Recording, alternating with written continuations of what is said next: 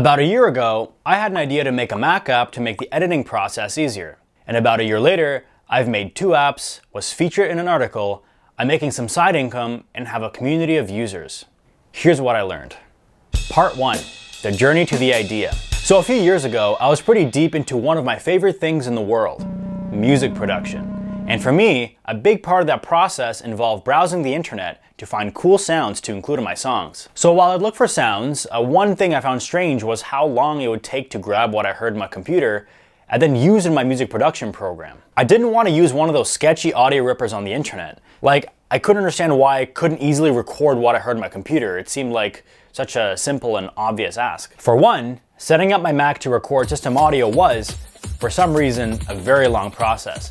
And also, I didn't want to bother having to then save the audio as a file, then having to find the file, then having to drag it in to my audio editing software, only to realize that the sound I liked didn't quite work in context with the rest of the stuff I was making. So I thought about what I needed, and then realized that I wanted an app that could literally copy and paste any sound I heard on my computer directly into my music production program without needing to interact with files. You know, same way you can just copy and paste text from one place into another. I was excited about the idea of this app and was looking forward to finding this tool on the internet that would make my music making life so much easier. But I was instantly followed by a feeling of disappointment when I realized that I couldn't find anything like that at all. But then I also thought, I do know how to code.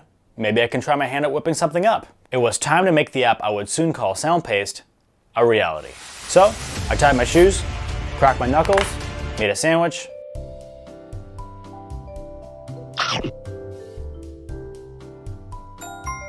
then got to work. Development. It wasn't easy.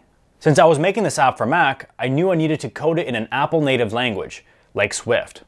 Luckily, I knew a bit of Swift beforehand from my university experience, so it had a familiar feel, but I didn't know enough to actually code the app. Thankfully, one of my friends who was pretty good at Swift gave me a few good tips to get myself started off on the right foot. And then, on July 23rd, I hit the ground running with one of my newfound best friends and unwavering collaboration partners, ChatGPT. That's right, over the next 4 months we would be chit-chatting away on a daily basis, solving problems, learning all about the code bases needed for this project. But the biggest value in our newfound friendship, I'd say, is that I saved a lot of time from having to peruse a web of documentation myself. The UI for SoundPaste was also simple, and I had the vision in my head for it from the get-go. So I just dove headfirst to try to code it instead of actually trying to design it like a regular person. There were also some notable bottlenecks for things that seemed fairly straightforward at first, but when I started to code, it just kept ballooning in terms of the amount of effort required. Here's an example. In SoundPaste, you can choose to record system audio and/or input audio. Note the and in the and/or. When you record audio from an input source like a microphone, that audio is temporarily stored in computer memory as it comes in these small chunks called buffers. When these buffers are coming in real time, you can take them and continuously write them to a file in your hard drive to then create an audio file. Pretty easy, right? But what happens when you have 2 of these buffer sources that you then want to combine together in real time, like system audio and a microphone? Well, you would somehow need to synchronize them. This involves converting the format of each individual buffer so they'd match each other. Then you'd have to go into each buffer, go down to these samples, and manually add them with the samples of the other incoming buffer. The thing is, the buffer lengths were also different. The system audio buffer was 5 times longer than the laptop microphone audio buffer, so I needed to first gather up 5 of the microphone audio buffers before even trying to add them to the system audio buffer. So there's a lot of other stuff that goes on after that, and I had written more for this, but I also don't want to bore you with the weeds, and also would rather not self-inflict PTSD if that's all right with you guys. All this to say, I was very quickly humbled by this. I probably spent over a month just making sure that I could make system audio with input audio in the app. There were other issues encountered on the way, but generally, while there were problems, I was still in the positive feedback loop. I found that the more I coded, the more competent and familiar with the Swift code I got, the faster I was able to make progress by coding even more. On top of that, I also strongly believed in the utility of the app, and the idea of having it come to life excited me and kept propelling me towards the finish line. I'll be honest, there were some weeks where all I would do is work my day job, which involves coding, then switching over to work on my app, sleep, and then rinse and repeat. It sounds grueling, because it was, but in hindsight, it was actually kind of fun. It was nice to devote myself to something I truly believed in, and it was very gratifying to slowly see it come to life day by day. Finally, the day came when I got all the basic features I wanted in the app to work. I wasted no time of registering a new business, creating my App Store developer account, submitting the app, resubmitting several times because of some minor design issues, and then after one last resubmission, boom. A few days later, the app was accepted, and I got to see it on the App Store in its full glory. I was done forever. The end. So I got too excited. There were still lots of problems and things I could have done better with this relatively simple app. But do I regret putting it out early without testing as much as I should have? No. It didn't matter to me because I didn't have a big audience riding on it. The stakes were low, and I just wanted the app to be accessible on the App Store. Also, a few days after I put it up on the App Store, it somehow reached top 7 in the paid apps category.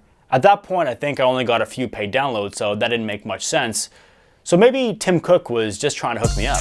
People also told me while they liked the idea of SoundPaste, they were hesitant to buy the app outright without being able to try it out first, which made sense. In response to this, I made the app free to users for a week, then locked features unless a purchase was made. This drove more downloads and in turn more happy customers since they now knew what to expect when they bought it. But while I was getting some customers, I wasn't getting nearly as many as I'd hoped for. And that's when I decided to put some legitimate effort into marketing. I didn't have a website yet, which I thought was pretty important, so I decided to make one. I made it by finding a free website template written in Next.js, modifying it, and then using Vercel to host it for free. It definitely took more time than if I were to use a website builder like WordPress or Squarespace and hosting it there, but it was worth the payoff in its customizability and in its free hosting. I then made some Reddit posts and got some traction, but the real momentum came when I made a post on Gearspace. I posted about SoundPaste on the new product board, and people quickly started to pour in and talk about it. After a few days, I started getting more and more hits to my website, and about a week later, I had this article written about it. Pretty cool. I was soon selling a few copies a day, and even made $78 in one day, which isn't crazy, but it was enough to realize that I had something valuable on my hands, and it was nice to attain the often unattainable goal of making some legitimate money on the internet. To keep the momentum going, I kept slowly marketing it by posting on more subreddits and other forums. All this continued until a month and a half later, when I got a call from a friend. My friend Dreg, who does YouTube full-time, told me, "Wow, Cloy, I love SoundPaste and use it all the time, but I wish there was something for audio and video too." Here's what he means. It's no surprise that there's already a built-in tool that can easily record videos and images on your Mac called Screenshot. It's already super easy to use, but it was missing something SoundPaste had that would make it even easier to use recorded videos or images in your projects. When you use Screenshot, you can quickly take a picture, but to then use that picture in your project, you have to find the actual file and then drag it in. What if instead of doing that, the file path of the picture is automatically copied to your clipboard so you can just paste it into your editing software right after capture? And the same idea with video as well. It's a small change, but ultimately super meaningful, especially if you do a lot of editing work. Needless to say, there were a few holes in the market I saw could be filled, and so I started developing the second app, PasteKit. Since I've already developed the foundation with SoundPaste, I realized that I could add substantial value to the app without much more work. All I'd have to do is add on a few extra features, and then I'd have a tool that will be able to copy paste anything you see or hear into any editing software. I spent a few months doing that until the day came where PasteKit was relatively stable, and then I gave my YouTuber friend a version to test and use. A few weeks later, my friend told me, "Cloy, I use this product all the time. You're gonna make $1 million. It's only a matter of time." I was excited, and finally, the product launch day came. All is well, and the future is bright. You'd think PasteKit, a product with more features, improvements, and more expensive by only $2 whole, would outperform SoundPaste in sales. But no! Despite all of its advantages, PasteKit was an epic fail, only selling 4 copies in the first month, one of which was also refunded after. My theory is because maybe it's a bit more complicated to understand at first in SoundPaste.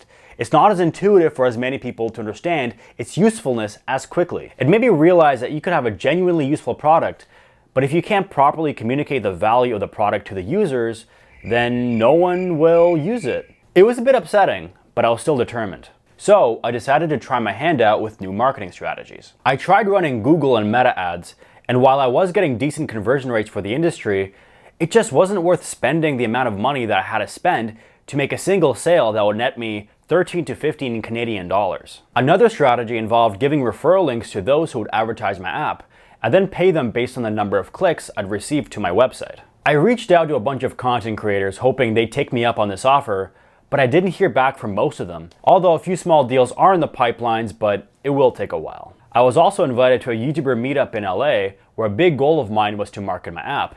So I made this shirt that I'm wearing right now. Check it out. I even got to talk to internet celebrity JonTron and gave him my business card.